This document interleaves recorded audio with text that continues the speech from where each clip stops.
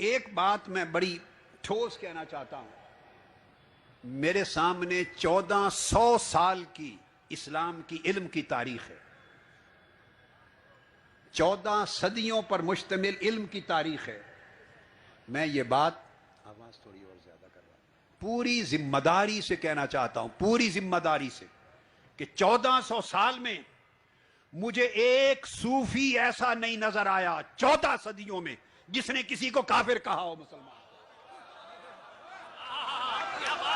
کسی صوفی نے تکفیر نہیں کی, کسی صوفی نے کسی کو واجب القتل نہیں کر دانا, کسی صوفی نے کسی کو خارج از اسلام نہیں کیا, کسی صوفی نے کسی کو مرتد مسلمان کو نہیں کہا. ہاں, یہ فتوے لگتے رہے, یہ فتوے مولوی لگاتے رہے صوفیاء کے خلاف, اور ایسا ملا ہر دور میں تھا. السلام علیکم ورحمۃ اللہ وبرکاتہ.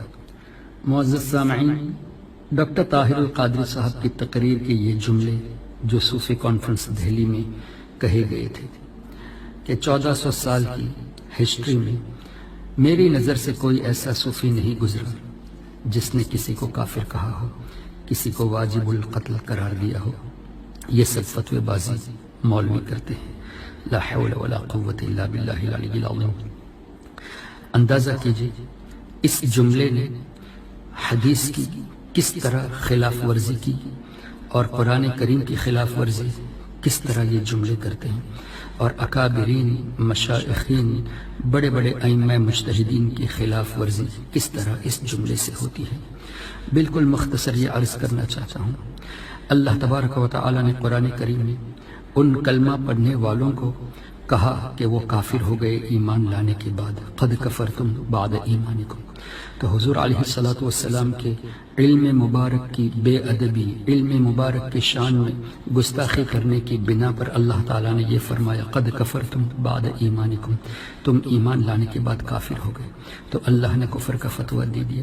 ہمارے آقا صلی اللہ تعالیٰ علیہ وسلم نے فرمایا میری امت میں 73 فرقے ہوں گے, 72 جہنمی ہوں گے, اور وہاں جہنمی سے مراد وہ کلمہ پڑھنے والے جنہوں نے ایمان لانے کے بعد کفر کیا اور اس سے تائب نہیں ہوئے, وہ ہمیشہ جہنم میں رہیں گے. تو حضور علیہ الصلوۃ والسلام نے کفر کا فتویٰ دیا. حضرت سیدنا صدیق اکبر رضی اللہ تبارک و تعالی عنہ کے زمانے میں جن لوگوں نے زکوٰۃ کا انکار کیا ان پر کفر کا فتویٰ سیدنا صدیق اکبر رضی اللہ تعالی عنہ نے دیا. اسی طرح کتنے واقعات ایسے مل جائیں گے کہ صحابہ کرام, تابعین, تبع تابعین نے ان لوگوں پر کفر کا فتویٰ دیا جنہوں نے اسلامی عقائد سے خلاف ورزی کی. اسلام کی بنیاد پر جن لوگوں نے انگلی اٹھائی, جو بنیاد کے خلاف, فنڈامنٹلز کے خلاف آواز اٹھائے, ضروریات دین کا جن لوگوں نے انکار کیا, کلمہ پڑھنے والوں میں سے ان پر کفر کے فتوے دیے.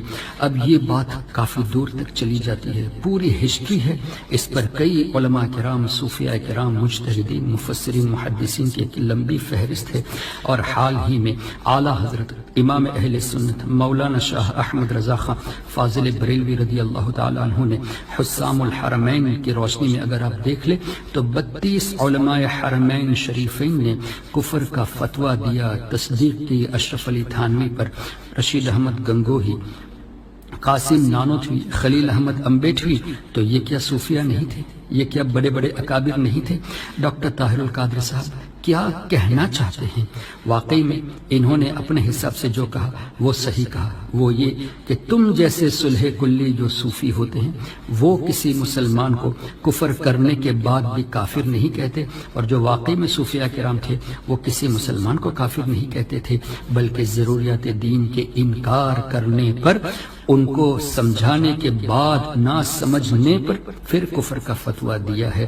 اب ڈاکٹر صاحب آپ کے یہ جملے جس پر سٹیج سے کئی لوگوں کی طرف سے واہوائی ہوئی, اس کا مطلب یہ ہے کہ وہ سٹیج پہ رہنے والے بھی قرآن پہ غور نہیں کی, حدیث پہ غور نہیں کی, محدثین, مفسرین, مجتہدین کی تاریخ نہیں پڑھی, صرف آپ کے جملے پر واہوائی کر کے پتہ نہیں وہ اپنے ایمان کو کہاں تک پہنچا دیے. اللہ تعالیٰ عقل سلیم عطا فرمائے اور رجوع کرنے کی توفیق نصیب فرمائے. السلام علیکم ورحمۃ اللہ وبرکاتہ. اشہد ان محمد محمد رسول